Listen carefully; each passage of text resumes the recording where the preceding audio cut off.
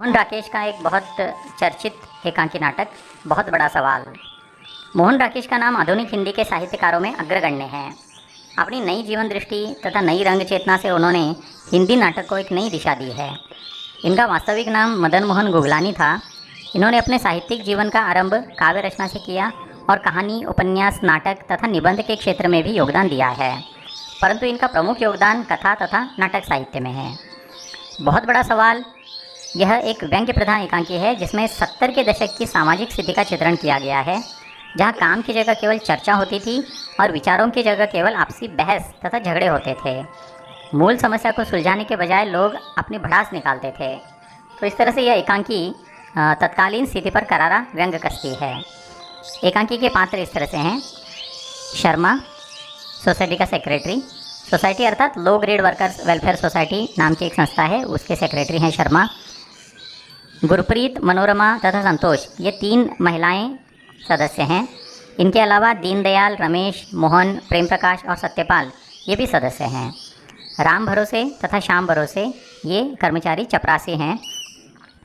कथानक की बात करें तो प्रस्तुत एकांकी में कथानक का अभाव है। केंद्रीय विषय है low grade workers welfare society की बैठक, जिसमें सदस्य समय पर नहीं आते और आते हैं तो भी निरर्थक विषयों पर चर्चा करने में समय गंवा देते हैं।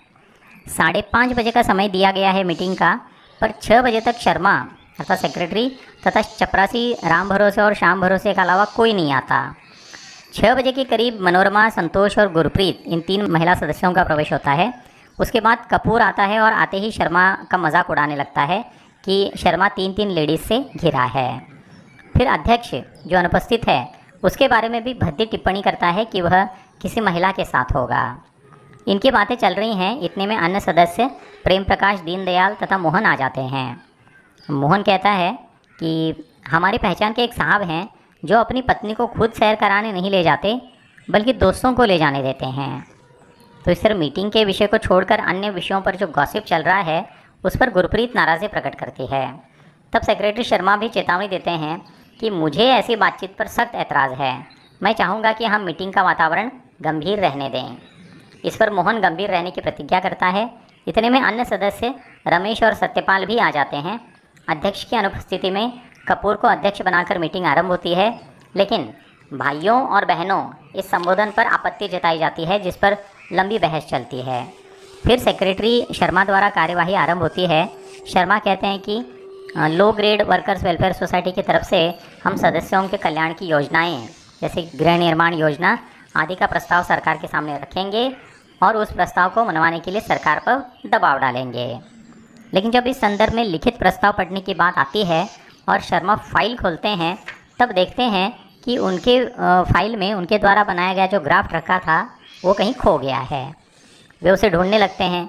इसी बीच गीत सुनाने या नकल करने की बात आती है, जिससे इस बैठक की निरर्थकता का पता चलता है। अंत में प्रस्ताव का ड्राफ्ट तो मिलता है, पर कुछ सदस्य बीच में फिर व्यवधान डालते हैं। सोसाइटी के अंग्रेज़ी नाम की जगह हिंदी नाम प्रयुक्त करने तथा मीटिंग के मुद्दों पर आरोप प्रत्यारोपों का सिलसिला आरंभ हो जाता है। गुरप्रीत और मनोरमा इस बहस से ऊब जाती हैं और अपने अपने घर चली जाती हैं। जाते जाते मनोरमा कहती है कि यहाँ मीटिंग नहीं होती, बस यही सब होता है। उनके जाने के बाद अन्य सदस्यों में भी विवाद होते हैं और कोरम के अभाव में मीटिंग बर्खास्त कर दी जाती है। पात्र तथा चरित्र चित्रण। सभी पात्रों में अहंकार, छिछलेपन तथा अवसरवाद की प्रवृत्ति दिखाई देती है। केवल गुरप्रीत और कुछ हद तक मनोरमा का चरित्र अलग है। गुरप्रीत तो अंत तक अपनी शालीनता का परिचय देती है। जब अन्य सदस्य दूसरों की निंदा करने लगते हैं तब वह please this is too much जैसे संयत शब्दों से अपना विरोध जताती है। खिन्न होकर कहती है, मैं इसीलिए आप लोगों की मीटिंग में नहीं आना चाहती थी, यहाँ काम तो कुछ होता नहीं, बस इसी तरह की बातें होती हैं। शर्मा आते ही राम भरोसे तथा श्याम भरोसे दोनों से अहंकार भरा व्यवहार करते हैं। राम भरोसे तथा श्याम भरोसे दोनों पात्र अपनी असहायता के बावजूद जीवन की वास्तविकता से परिचित हैं और मार्मिक टिप्पणी भी करते हैं। अभिनेता की दृष्टि से भी यह सफल एकांकी है। भाषा शैली तथा संवाद। यह एकांकी भाषा शैली तथा संवाद कौशल की दृष्टि से बहुत सफल है। संवादों के माध्यम से ही पात्रों का चरित्र चित्रण हुआ है। पात्रों का वैचारिक स्तर, उनकी मानसिकता संवादों द्वारा व्यक्त हुई है। संवाद कौशल के साथ ही यहाँ एकांकीकार मोहन राकेश की भाषा संबंधी गहरी परख का परिचय मिल जाता है। देश काल और वातावरण। 7वें दशक में इंदिरा गांधी सरकार बनने के बाद का परिवेश इस एकांकी में मिलता है। इसका स्पष्ट उल्लेख सत्यपाल इस पात्र के संवाद में मिलता है। इसी समय शिक्षित मध्य वर्ग की अलग मानसिकता का विकास हुआ था।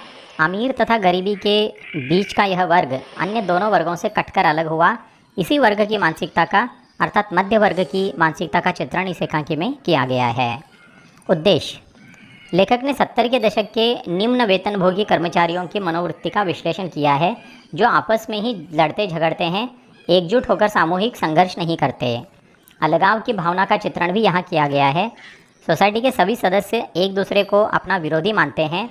परस्पर ईर्ष्या तथा द्वेष की भावना उनमें है। इस वास्तविकता को यहाँ लेखक ने प्रस्तुत किया है। सोसाइटी की मीटिंग या गृह निर्माण योजना यह बहुत बड़ा सवाल नहीं है, बल्कि सदस्यों की नकारात्मक मानसिकता यही बहुत बड़ा सवाल है।